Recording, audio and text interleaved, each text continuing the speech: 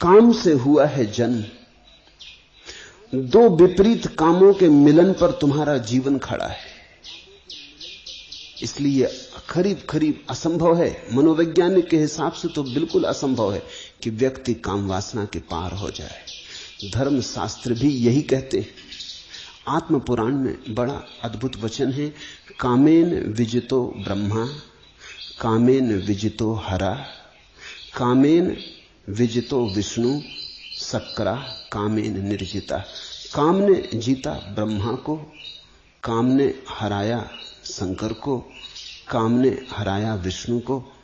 काम से कौन कब जीता, काम से सब हारे। काम का बल तो प्रबल है, और जिसका जितना ज्यादा बल प्रबल है उसके पार होने में उतना ही संघर्षण होगा। इसलिए कहते हैं वैरी रूप काम। इस जगत में अगर टक्कर ही लेनी हो किसी से, अगर हिम्मत ही हो टक्कर लेने की, अगर संघर्ष करने का और योद्धा करने का, योद्धा बनने का रस हो, तो छोटे मोटे दुश्मन मत चुनना। ख्याल रखना, जितना बड़ा दुश्मन चुनोगे उतनी ही बड़ी तुम्हारी विजय होगी। छोटे मोटे को हरा भी दिया तो क्या सार है।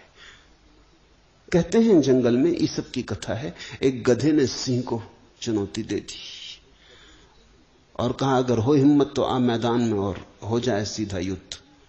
लेकिन सिंह चुपचाप चला गया। सियार ये सुन रहा था। उसने थोड़ा आगे बढ़ के सिंह को पूछा कि सम्राट बात क्या है, एक गधे की चुनौती को भी तुम स्वीकार नहीं किए? उन्होंने कहा पागल हुआ, अगर उसकी चुनौती मैं स्वीकार करूं तो पहले तो अफवाह उड़ जाएगी कि सिंह गधे से लड़ा, ये बदनामी होगी। ऐसा कभी हुआ नहीं, ये हमारी कुल वंश परंपरा में नहीं हुआ कि गधे से लड़े। लड़ना है गधे से, गधे को समाप्त कर दे सकते हैं, लड़ना क्या है। अगर गधा हारा तो उसका कोई अपमान नहीं, हम जीते भी तो कोई सम्मान नहीं। लोग कहेंगे क्या जीते, गधे से जीते। और कहीं भूल चूक जीत गया गधा, गधे हैं इनका भरोसा क्या। तो हम सदा के लिए मारे गए। इसलिए मैं चुपचाप चला आया हूं, गधे से झंझट में पड़ना ठीक नहीं। छोटे से अगर तुम उलझोगे, जीते भी तो छोटे से जीते, और काश हार गए तो छोटे से हारे। दुश्मन जरा सोच के चुनना। मित्र तो कोई भी चल जाएगा, शत्रु जरा सोच के चुनना। शत्रु जरा बड़ा चुनना, क्योंकि चुनौती, संघर्षण तुम्हें अवसर देगा तुम्हारे अपने आत्मविकास का। तो जो बाहर की चीजों से लड़ते रहते हैं वो अगर जीत भी जाएं तो चीजों से ही जीतते हैं। सिकंदर हो कि तैमूर लंग हो कि नादिर शाह हो कि नेपोलियन हो, फैलाल ने विस्तार सारे जगत पर अपना, तो भी वस्तुओं पर ही विस्तार फैलता है। इसलिए इस देश में हमने उनको सम्मान दिया जिन्होंने अपने को जीता। सबको भी जिन्होंने जीता उन्हें भी हमने वैसा आदर नहीं दिया। हमने आदर उन्हें दिया जिन्होंने स्वयं को जीता, क्योंकि स्वयं को जीतने का एक ही उपाय है, और वो है काम ऊर्जा से अतिक्रमण हो जाना, काम ऊर्जा के पार हो जाना। काम ऊर्जा के पार होने का अर्थ है अपने जन्म से मुक्त हो जाना, अपने जीवन से मुक्त हो जाना, अपनी मृत्यु से मुक्त हो जाना। काम ऊर्जा ने तुम्हें जन्म दिया, और काम ऊर्जा की उत्फुल्लता ही तुम्हारी जवानी है, तुम्हारा जीवन है। और जब काम की ऊर्जा थक जाएगी और विसर्जित होने लगेगी, वही तुम्हारी मृत्यु होगी। तो तुम्हारे जीवन की सारी कथा प्रथम से लेकर अंत तक काम की कथा है। अगर तुम इस काम के अंतर्गत ही बने रहे तो तुम कभी मालिक की तरह न जिए, एक गुलाम की तरह जिए। स्वयं का मालिक बनना हो, और अगर चुनौती ही स्वीकार करनी हो किसी की, तो स्वयं में छिपी इस चुनौती को ही स्वीकार कर लेना उचित है। इसलिए धर्मशास्त्र काम को वैरी रूप कहते हैं। ये सिर्फ निंदा नहीं है, इसमें सम्मान भी छिपा है। वो ये कहते हैं कि अगर शत्रुता ही करनी हो तो काम से करना, क्योंकि कामेन विजितो ब्रह्मा, काम ने ब्रह्मा को भी हराया। कामेन विजितो हरा, काम ने महादेव को भी हराया। तो अब अगर लड़ने योग्य कोई है तो काम ही है। जिससे देवता भी हार गए हों, उसको ही जीतने में मनुष्य के भीतर छिपा हुआ फूल खिलेगा। जिससे सब हार गए हों, उसको ही जीतने में तुम्हारे भीतर पहली दफे प्रभु का साम्राज्य निर्मित होगा। भारत अकेला देश है जहां हमने बुद्ध पुरुषों के चरणों में देवताओं को झुकाया है। जब सिद्धार्थ गौतम बुद्धत्व को उपलब्ध हुए तो कथा है कि ब्रह्मा, विष्णु, महेश तीनों उनके चरणों में अपना नैवेद्य, अपनी पूजा चढ़ाने आए।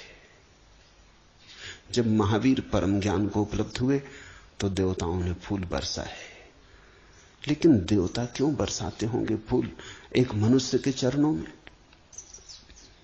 इसलिए कि ये मनुष्य उस सीमा के भी पार जा चुका जिस सीमा के पार अभी देवता भी नहीं गए।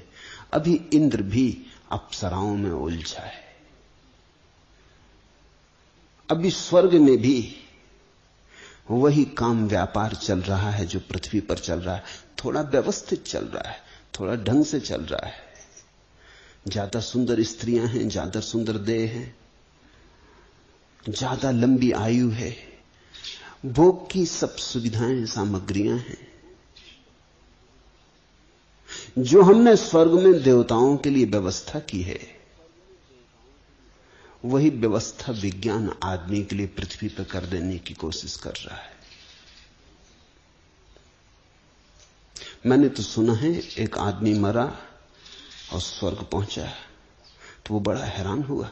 वहां उसने देखा कि कुछ लोग जंजीरों से बंधे, स्वर्ग में जंजीरों से बंधे।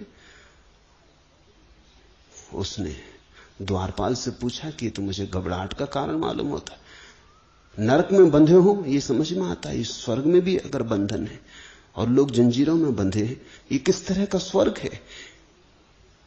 वो द्वारपाल हंसने लगा। उसने कहा ये अमरीकी है, ये जब से आए हैं तब से ये धुन लगाए कि हमें अमेरिका वापस जाना है, यहां से तो वहीं बेहतर था।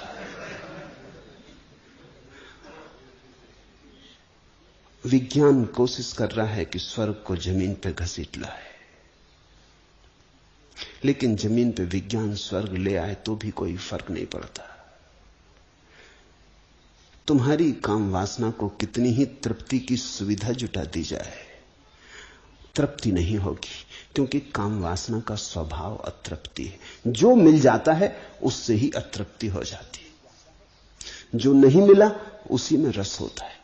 काम के इस स्वभाव को समझो, यही उसका बंधन है, यही उसका वैरी रूप। जो मिल जाता है वही व्यर्थ हो जाता है। जिस स्त्री को तुम चाहते थे मिल गई, जिस पुरुष को तुमने चाहा मिल गया, बस तत्क्षण तुम किसी और की चाहने लग गए। बायरन अंग्रेजी का कवि हुआ, उसका अनेक स्त्रियों से संबंध था, सुंदर पुरुष था, प्रतिभाशाली पुरुष था, और महीने दो महीने से ज्यादा उसका संबंध नहीं चलता था। लेकिन एक स्त्री ने उसे बिल्कुल मजबूर कर दिया विवाह करने को। उसने कहा विवाह नहीं किया तो हाथ भी नहीं छूऊंगी, और वो दीवाना हो गया उसे अपने करीब लेने को। आखिर विवाह के लिए राजी होना पड़ा। जब वो विवाह हो गया और चर्च से बायरन उतरता था अपनी नई विवाहित पत्नी का हाथ पकड़े हुए, सीढ़ियां पार कर रहा था, ठिठक के खड़ा हो गया।